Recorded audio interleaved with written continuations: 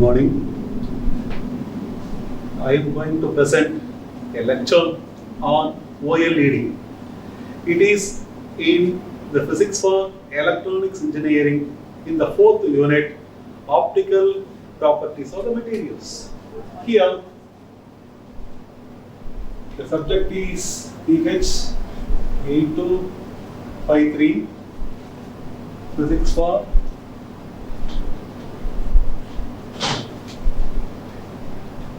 Electronics Engineering.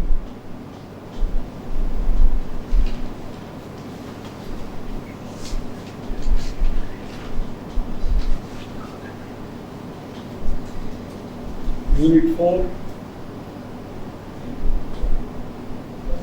Optical Properties.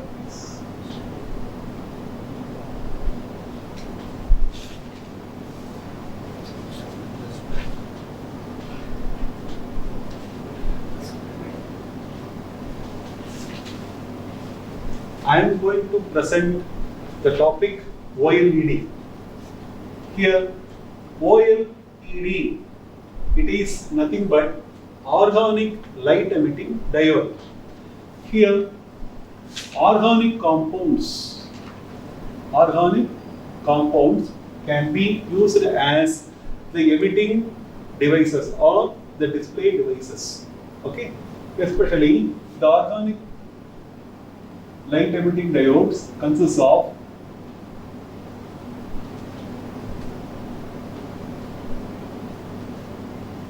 these organic light emitting diodes consists of, I told you that, organic compounds. Especially two famous organic compounds are there, AlQ3 and diamine.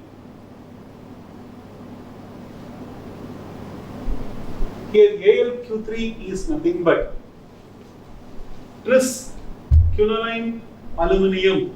It is nothing but an organic material, tris-quinoline aluminum, as well as diamine. Diamine consists of two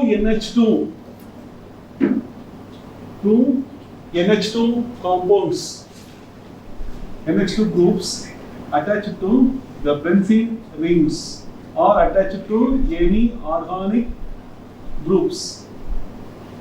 One such example is as shown here.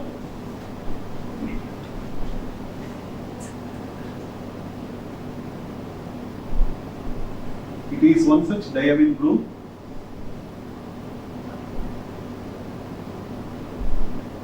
Here it is NH2.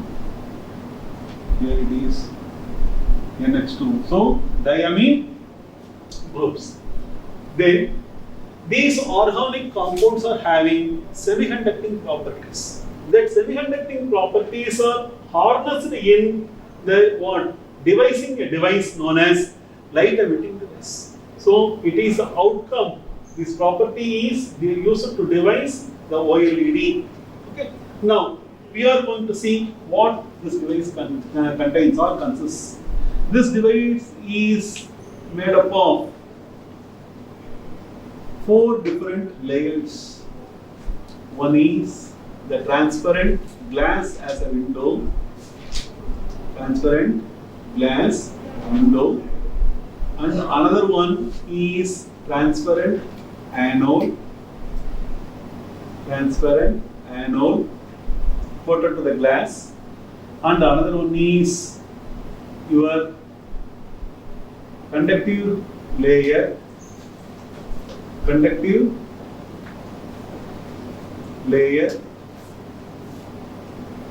Another one is emissive layer.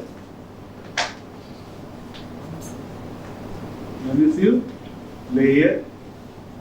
Here it is the cathode.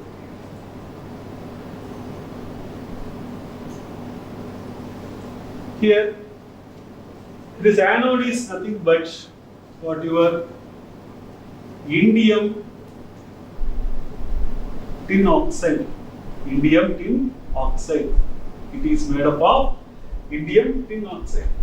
Here, the dimension of this conductive layer is around 50 nanometer, and that of emissive layer is 20 nanometer. Here, this device is connected across the power supply. The anode to anode, it is always connected in forward bias mode. Anode to anode, anode to positive terminal of the battery, cathode to negative terminal of the battery. Now, here, if you observe this conductive layer and emissive layer is sandwiched between anode and cathode. Here, the purpose of anode is to inject holes into the conductive layer. Here, the cathode inject electrons into the emissive layer. Now, if you observe this device, the conductive layer has one property, or it is used for one purpose, that is hole transportive layer. It is used for hole transportation purpose. It is also known as hole transportive layer. Here, the emissive layer, it is having two purpose, or it is used for two purposes. Here, it will carry the electron or electron transport layer or electron transport region, and it enabled the recombination of the injected hole and the electron along the conductive emissive layer junction to render out the needed light output. Therefore, it has two purpose. It solves the two purpose. Now, if the power is switched on, anode injects hole into the conductive layer. Anode injects hole into the conductive layer. Similarly, cathode injects electrons into the emissive layer. Then these electrons are injected electrons go and occupy lower unoccupied molecular orbitals.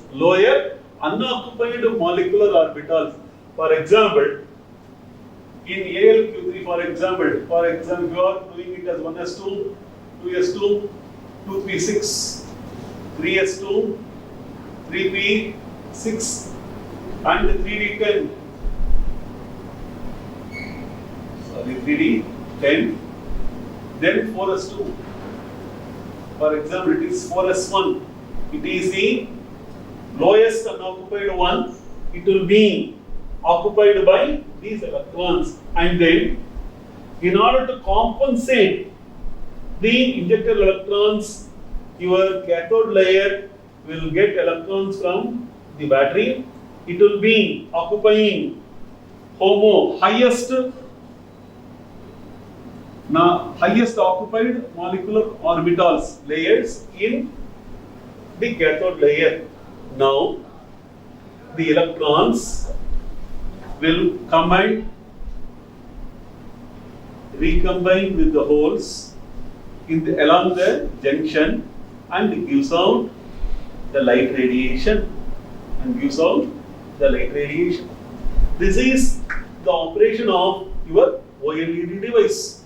Here, we can select the particular material for getting the particular wavelength as the output.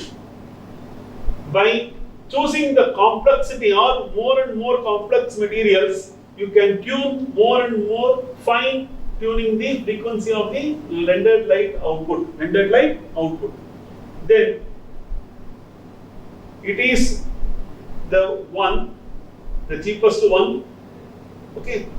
Now, easily it can be fabricated. We are going to see the advantages of OLED one by one. Sir, it is cheap, easy to fabricate. Easy to fabricate means you can easily fabricate with your inkjet printer itself. It is a single colored OLED ink is possible with inkjet printer itself. Next one, flexible light emitting diodes or flexible display screens are possible with your OLED, and very high contrast, great colors. So perfect colors output can be possible. it is occupying or it is consuming least power supply when compared to LCD. Apart from that, the viewing angles are large when compared to LCD. Here, the disadvantages are, one of the major disadvantages are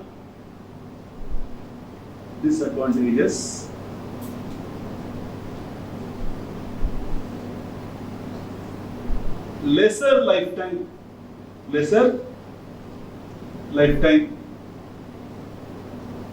Second one, sir, these molecules can be affected by the moisture. So, water molecules can affect this.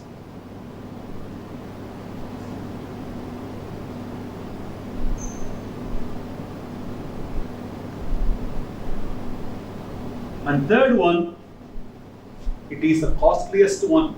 It is the costlier one compared to LED and LCD devices. Apart from that, advantages.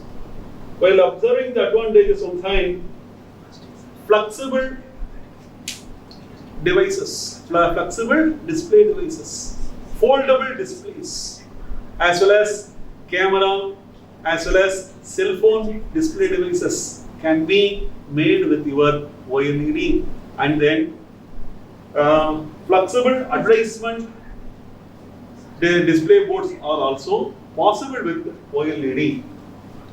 Thank you.